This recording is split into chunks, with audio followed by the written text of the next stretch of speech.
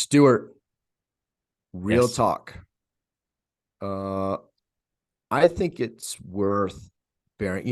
One of the things that I love, the feedback that we get about our podcast and like, just hanging out with us is our relationship, right? And how I love how our love for each other is obvious and it's demonstrated and people can see it. Like that to me, like I desire that in all my relationships. I really want people to see when they look at me, I want them to see a couple things. I want them to see that I love Jesus. Like I want that to be so obvious in everything I do. I fail often.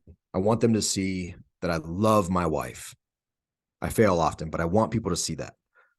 I want people to see that I absolutely adore and cherish and love my children. I want them to see that. And I want people to see that I love my friends like my family. It's getting me a little emotional. Wow. What about a crooked nose? Do you want them to see your Yeah, crooked I want nose? them to see that because it builds character. And I Okay. want them to see that it builds character. Um, but I truly desire these things and I very often, every single day, not very often, always fall short of what it is that I want in my life. And it's not for others to see. Like that's not the point. And hopefully that's not, lost on our listeners. The point is not that you look at me and look at my Facebook Insta life and this guy love. No, I want you to see it because it radiates from my being that I have this love for these people. That being said, it's not always that way, right? And you and I, while we do have this amazing relationship, there's a lot of frustrations. There's a lot of things that we have tied together. Our businesses, our personalities are vastly different. And your jealousy for my looks is like apparent. It's ever present. Yeah, And I really want a crooked nose. it's exhausting. It's exhausting how much you want to look like me. Yeah. That being said, I think it's I think it's important to highlight that one, relationships aren't always what they appear. Two, that there oftentimes is and should be conflict and tension in some of our best relationships. And you should really embrace that, live in that, and let that help you grow.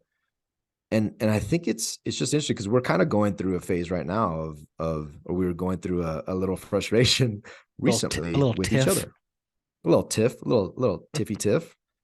But I think it's good to acknowledge, right? I think it's good because most importantly, what do you do about it, right? What do you do about it? And this is applicable to your marriage, your friendships, your relationships with your kids. It's applicable to everything, and what you do about it is critical. If you don't believe me, go read The Good Life. There's an entire section about, you know, it talks about relationships being paramount to health and longevity, but it also highlights within the relationships how we can be and show up. And it points to attention being huge, right? Presence, attention, something we talk about a lot. But it also talks about this idea of being vulnerable, open, expressing, not just seeking peace in relationships, but seeking depth. So there's a lot there. Yeah. When you ask the question, what do we do about it? My normal tendency is to just walk away from it, hide from it, not bring it up, not talk about it. Does that make you feel better? How does that make you feel on the inside? Is it good? Does it work? No, it's no, it just, I ruminate on it for a long time, and it just makes me more frustrated and angry. But the podcast before we recorded about self-awareness and kind of knowing who we are. And I've realized that about myself. And I have been intentional about trying to step out of that and just honestly be vulnerable, be uncomfortable, and make an effort to bring it up. And I don't know if you noticed it, but in our conversation, like, it's like, hey man, like, let's talk about this. Like, there's something going on here. There's some frustrations between the two of us that's been happening. I did shut down a little bit, right? Like, I shut down over the weekend and, have conversations and, whatever. But like, eventually, like, we have to talk about this stuff. we have to bring it up. We have to get uncomfortable. We have to be vulnerable, whether it's your closest relationship in your marriage, whether it's with your kids, whether it's with your best friend, whether it's with your business partners, and just bringing it up. And like after that conversation, yeah, it wasn't fun, but I feel better about it now that it's done. And now that we've kind of just laid out like, hey, what are our thoughts? What are our frustrations? Being real, and just going through that. I feel like we're in a better place, right? And that angst, that internal frustration is now gone, or maybe for a short period. There'll probably be some more frustrations that come. Yeah, I But mean, but there should be, right? Our yeah, our expectation, and this is also goes to like faith. Like God never promised an easy life. He never no, promised a life that didn't have struggle. These are not things that the Bible, and anybody who interprets the Bible that way, I think there's a name for some of those things, right? There's a name for those interpretations, and I think they're false and they're lies, right? I mean, if Jesus is the standard and the expectation and the person that we follow, like look at his life, like look how easy the end of his life was.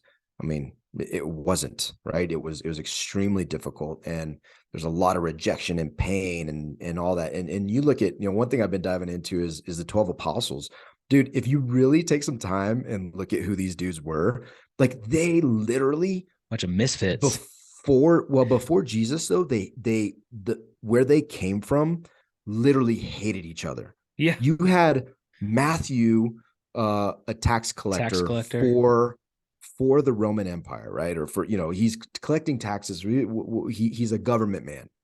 And then you have a zealot who is literally a man who is dedicated to extremism, Jewish extremism, and like killing and Killing whatever, Roman like guards. to fight the exactly what Matthew stands for. Yeah, You have these two dudes coming into the same room, and like you're like, and oh, Jesus sends them out together to go preach to his go hang word. out, to go hang out.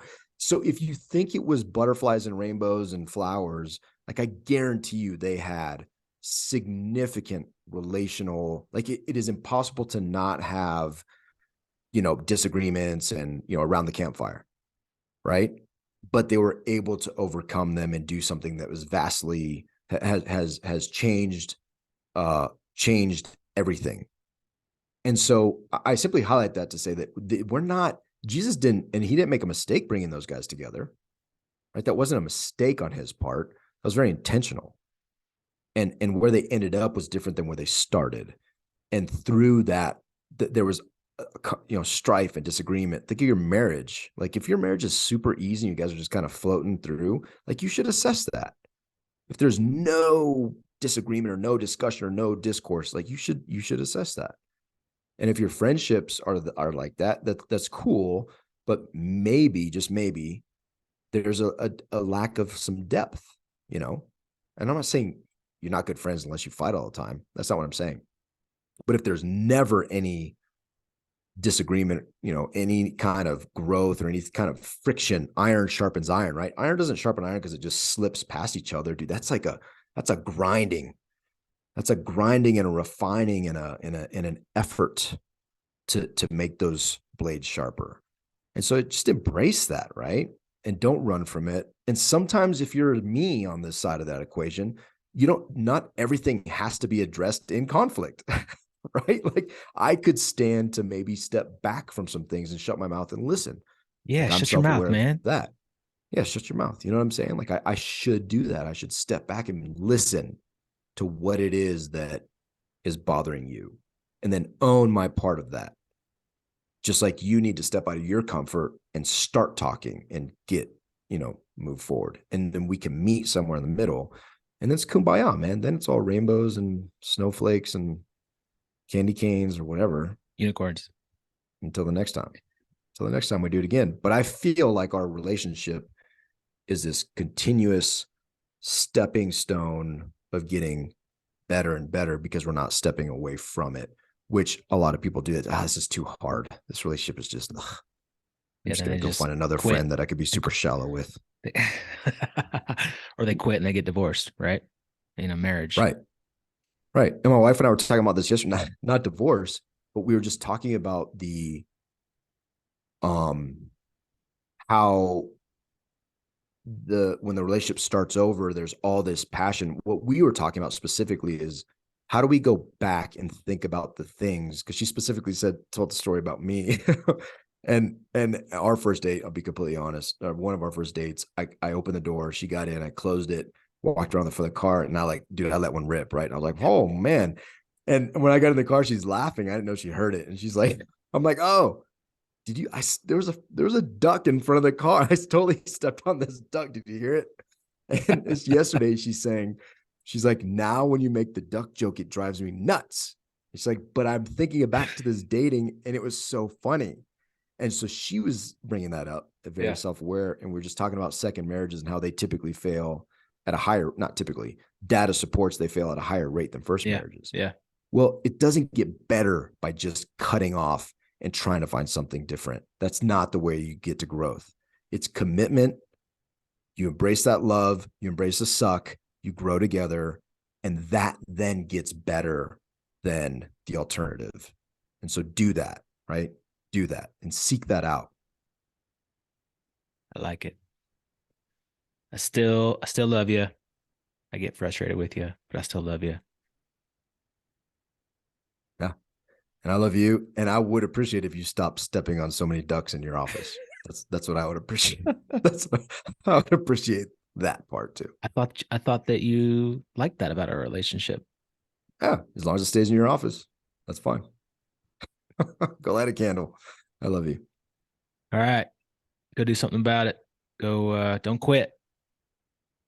It's all Don't good. quit. Because you know people that quit, what they call them. Quitters? Yeah, I don't know. That's all I had. Quitters. I'm ending this conversation because it's See ya. bye.